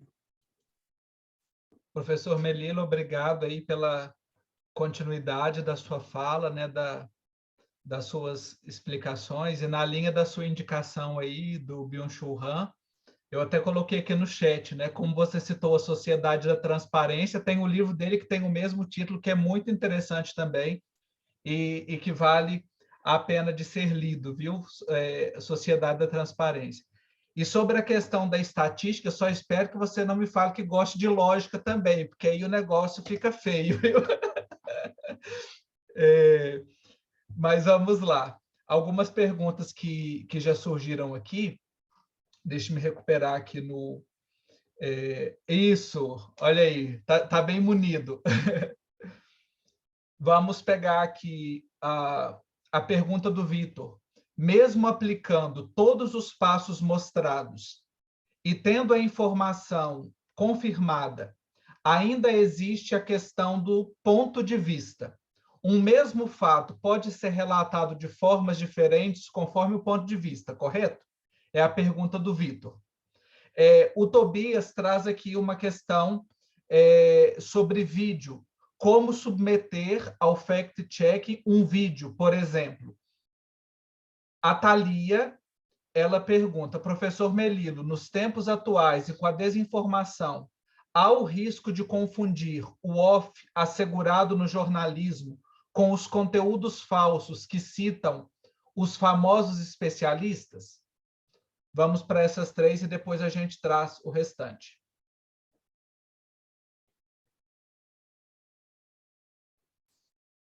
Então, obrigado aí, pessoal. Fazendo aqui um pouco de jabá culé, que é a expressão da propaganda que você faz quando está num evento como esse. Eu estou organizando um curso sobre o pensamento do Byung-Chul Han, Marcos. Então, sou suspeito, não é? É um curso nesse formato virtual também, e deve sair no começo do ano que vem, depois das eleições do Brasil, quando eu espero que o mundo esteja mais tranquilo. Eu sou muito leitor, dou uma matéria sobre o pensamento dele, um programa de mestrado fora do Brasil, e gosto muito das reflexões dele. Não o absolutizo, porque não absolutizo nenhum pensador, mas como há um déficit de conhecimento, esse tanto de livro aqui são todos os livros dele publicados, exceto o mais recente, que é o Infocracia, que é a relação entre o mundo digital e a política e a democracia. O curso vai se chamar Os Aromas do Pensamento, de Byung-Chul Han, brincando com o livro dele, Os Aromas do Tempo. Então, respondo de maneira muito rápida ao Vitor. Vitor, é claro que, apesar de toda a dinâmica de checagem, ainda continuarão existindo os pontos de vista, repito, que são as vistas a partir de um ponto, inclusive os pontos cegos sobre determinado fato, aquilo que você não percebe. Muita gente vê noticiários sobre economia, mas não sabe que, para grande parte da população brasileira, aquilo ali é um japonês, é um aramaico, é uma língua desconhecida, quando, na verdade, as pessoas leem economia a partir da sua dura realidade. Eu, quando morava no querido estado de Pernambuco, no Recife, eu fazia um programa de rádio chamado Cala a Boca Já Morreu, 92, 93, na Rádio Olinda, onde a gente queria discutir conceitos como inflação ou como carestia, com a fala não do especialista, mas da dona de casa, do trabalhador, da pessoa que não é especialista, mas que sofre na carne esse tipo de experiência. que é pagar muito caro pela comida. E isso é um negócio que acontece durante com muita insistência. Então, assim, Vitor, claro que há pontos de vista. Vou repetir a frase que eu aprendi com o meu querido Dom Helder Câmara, está aqui do meu lado, num quadro dos 30 anos do Centro Dom Helder Câmara, lá do Recife, e que eu tive a oportunidade não só de ser fundador do Centro Dom Helder Câmara, mas antes ter convivido pessoalmente por 4 anos como vizinho de Dom Helder Câmara na Rua das Fronteiras, na Igreja das Fronteiras. Eu morava no prédio do lado, todo dia, aquele santo homem, que vai virar santo um dia, ele era importunado por esse menino, na época tinha 22, 23 anos. E o fato é que Dom Helder dizia, Melilo, até relógio quebrado tem razão 2 vezes durante o dia. Eu citei isso antes, mas não dei o autor da frase. Tobias, a checagem de vídeo é mais complicada, até porque, como eu dizia antes, há um tipo de deep fake que transforma os vídeos com uma tecnologia fantástica, e aí você precisa de 3 elementos. Bom senso, que, como diria Pascal, é a coisa melhor distribuída no mundo, porque todo mundo acha que tem. Depois do bom senso, um pouco de critério. E terceiro, o triplo de cuidado em relação à checagem para levar adiante algum tipo de divulgação de vídeos. Eu sou muito, digamos, resistente aos vídeos exatamente por conta da facilidade com que eles são deturpados. E a Thalia, ou Thalia, faz uma fala sobre a confusão entre jornalistas, especialistas, articulistas. É muito comum o fato de você realmente criar uma confusão entre todos esses personagens, mas o que nós precisamos ressaltar é que cada um tem um papel diferente. Um papel é o papel de oferecer as informações. Vou repetir a frase do Mark Twain. Mark Twain, um famoso jornalista e figura norte-americana de 2, 3 séculos atrás, dizia que o papel da imprensa é separar o joio do trigo e publicar o joio, e do especialista, que tem para todos os gostos. Eu mesmo falei hoje para a Rádio Nacional do Rio de Janeiro sobre o tema da inelegibilidade por conta do MCCE, daqueles que tiveram as contas julgadas irregulares pelos tribunais de contas. Então, eu sou um desses especialistas, falo sobre alguns temas, falo especialmente em rádio, que eu gosto muito, mas eu não confundo a minha atuação com a atuação do jornalista. O jornalista tem algumas obrigações, ouvir o outro lado, respeitar aí as diversas tendências de uma sociedade, e o especialista, o analista, antes de tudo, um franco atirador que pratica o esporte radical de dar a sua opinião publicamente, tal qual eu estou fazendo aqui essa noite com vocês. O que mais, Marcos? Bom, temos aqui uma enxurrada de comentários também, né, agradecendo a exposição, a explanação com muita clareza, objetividade. A irmã Joelma está desejando um abraço bem pernambucano a você. E tem aqui uma pergunta do Paulo Sérgio também, bastante provocativa. Como ser tolerante com os intolerantes? Há pessoas que não aceitam as provas. Foi a última pergunta que a gente conseguiu localizar aqui pelo nosso chat.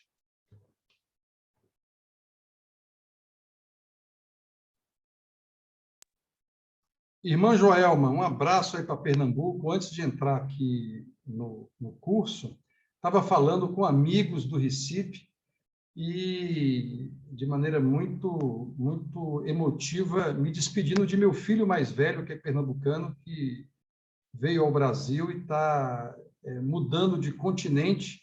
E aí eu estava contando para os amigos de Pernambuco, meu filho Bruno nasceu na Ilha do Leite, em Pernambuco, em Recife, e dizia da saudade que eu estava de Pernambuco e dos pernambucanos, inclusive do meu filho que partiu hoje para tocar a vida, continuar a vida em outro continente. Então, Pernambuco é imortal, não é? Nova Roma de bravos guerreiros é imortal. A Joelma vai entender porque eu estou repetindo versos do hino de Pernambuco, não é? Tem uma pergunta aí da Marilene que não foi repassada, Marcos. Pega por aí enquanto eu respondo para o Paulo Sérgio. Tá bom, Paulo vamos tentar Sérgio, esse localizar aqui. tema dos intolerantes e da tolerância é um tema que é a pergunta inicial do bacharelado e bacalhau de muitas provas do bacalhau na França. Tem uma pergunta típica do bacalhau, que é bacharelado, melhorei agora a frase em português, que diz exatamente, faz essa pergunta: como ser tolerante com os intolerantes? Tem um filósofo filósofo francês, está sempre na moda, né? Chamado André Comte-Sponville, que tem um livro Pequenos Tratados das Grandes Virtudes. Eu recomendo que vocês aí leiam, que é muito divertido e muito bom, e comece exatamente o capítulo sobre a virtude da tolerância com essa pergunta. Eu tenho a seguinte coisa, eu sou um cristão do diálogo. Eu fui criado no diálogo, criei meus filhos e minha família no diálogo e tenho relações com base no diálogo e no respeito à palavra. Portanto, essa questão, a Marilene disse que já está contemplada aí, viu? Marilene Martins de Oliveira disse que já está contemplada com o tema da intolerância. Veja como o Marcos Túlio é um vidente, né? Sabe tudo. Então, o grande tema da intolerância é exatamente, ou da tolerância, é que nós compreendermos que há um limite. Por exemplo, qual é o limite com os intolerantes? É no momento que a sua intolerância causa o desaparecimento de nós tolerantes. Então, eu não acho que nós possamos ser tolerantes com práticas nazistas. Porque o nazismo, como política do século passado e presente em diversos grupos nazistas da atualidade, não é um debate que permite a minha existência como outro. E isso é muito ruim. Eu não posso ser tolerante com quem quer me bater numa discussão.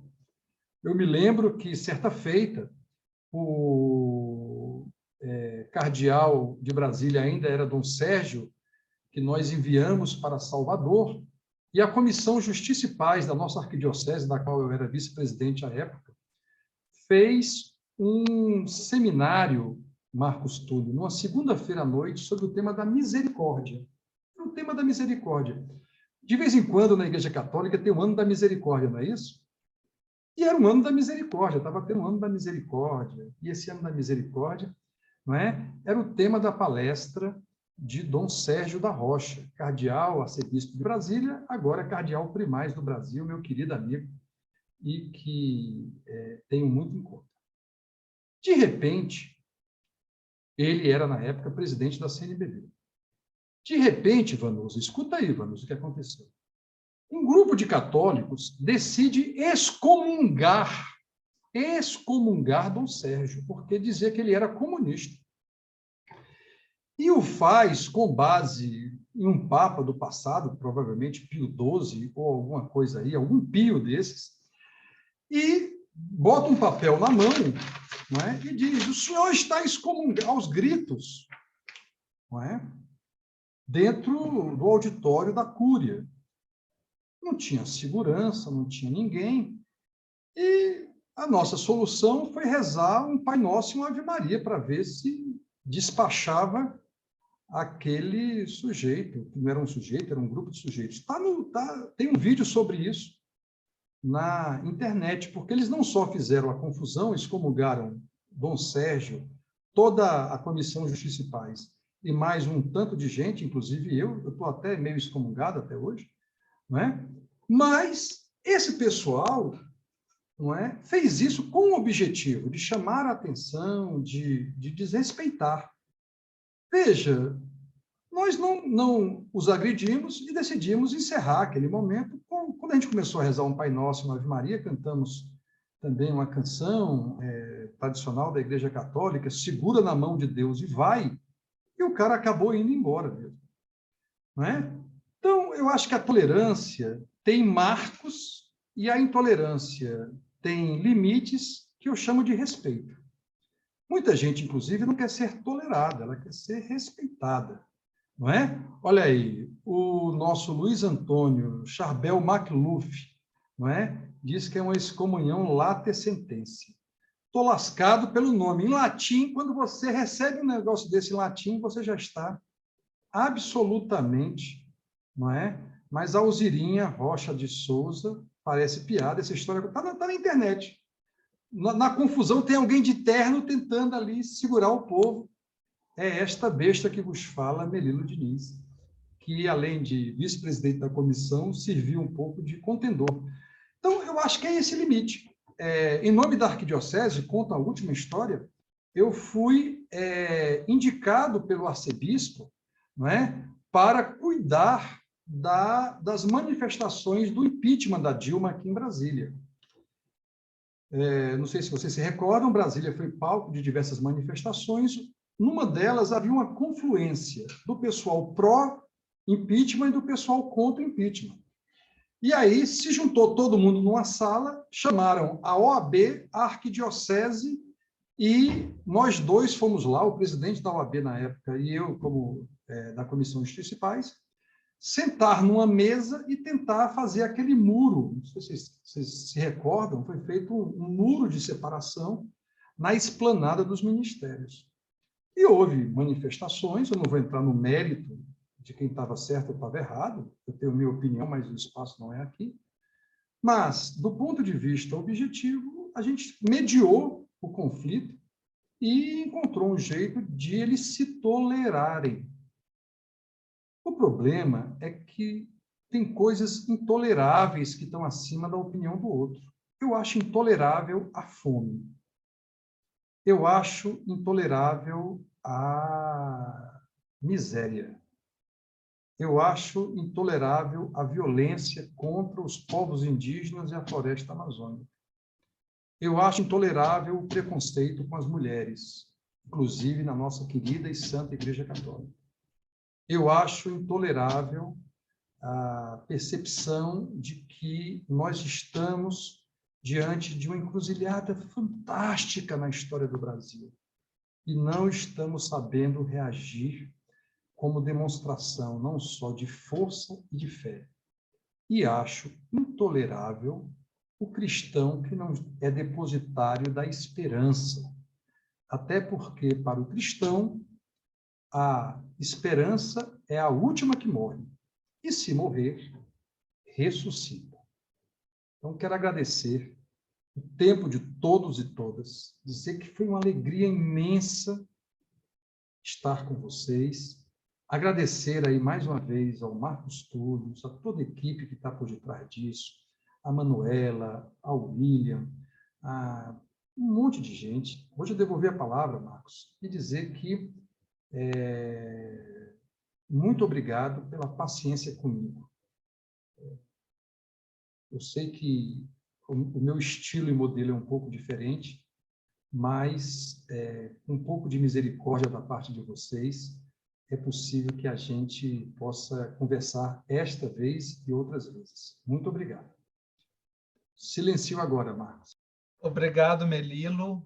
Acho que os comentários que nós tivemos aqui, as reações também que você foi acompanhando, principalmente agora pelo final, na fala, endossam o quanto foi rica a sua participação, a sua contribuição generosa, a sua experiência de vida, os causos, como a gente diz aqui nas Minas Gerais, que ilustram e trazem bem as realidades para nós. Então, em nome de toda a equipe organizadora, nós agradecemos, e sabemos de quão bom grado você faz isso, e não só aqui nesse espaço, mas em tantos outros, trazendo sempre aí um pensamento, uma ajuda, uma orientação. Então, nosso agradecimento.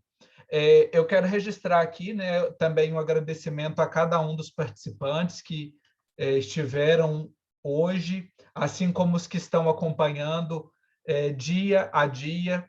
Quero registrar aqui uma presença muito especial que é da nossa querida irmã Joana Puntel, né? Ela está assídua aqui, é uma mestre e aprendiz, porque ela está sempre participando, aprendendo, generosíssima conosco, tantos outros professores, agentes de pastoral, profissionais de comunicação, tantos aqui colaborando.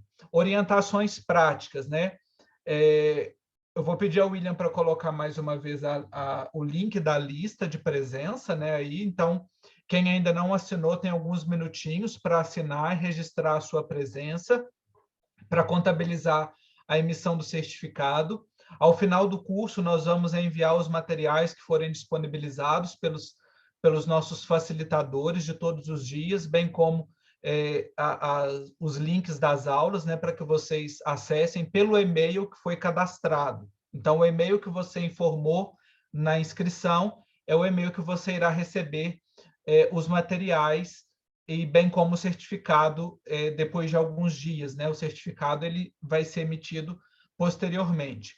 Amanhã, novamente, às 19h30, o nosso quarto dia do curso, nós vamos trabalhar sobre ferramentas de checagem, né? Hoje o professor Melilo trouxe para nós aqui os métodos de checagem, amanhã ferramentas e técnicas de checagem, com a Juliana Dias e o Marcos Lessa, que são da equipe do Coletivo Bereia. Ontem a professora Magali Cunha esteve conosco, amanhã estarão os dois, Coletivo Bereia, que foi parceiro conosco, juntamente com Jovens Conectados, o NESP e o NECT, ambos núcleos aqui do Ânima, da nossa PUC Minas. Então, não percam, né, os 2 últimos dias, já concluímos 60% do nosso curso com bastante aproveitamento, com bastante riqueza, né? Então, muito obrigado mais uma vez a todos. Tenham um feliz descanso para quem vai descansar, uma boa refeição para quem vai jantar, um bom estudo para quem vai estudar ou para quem vai trabalhar, enfim. Mas tenham todos um feliz restinho de noite dessa quarta-feira e amanhã nós nos encontramos novamente. Até lá.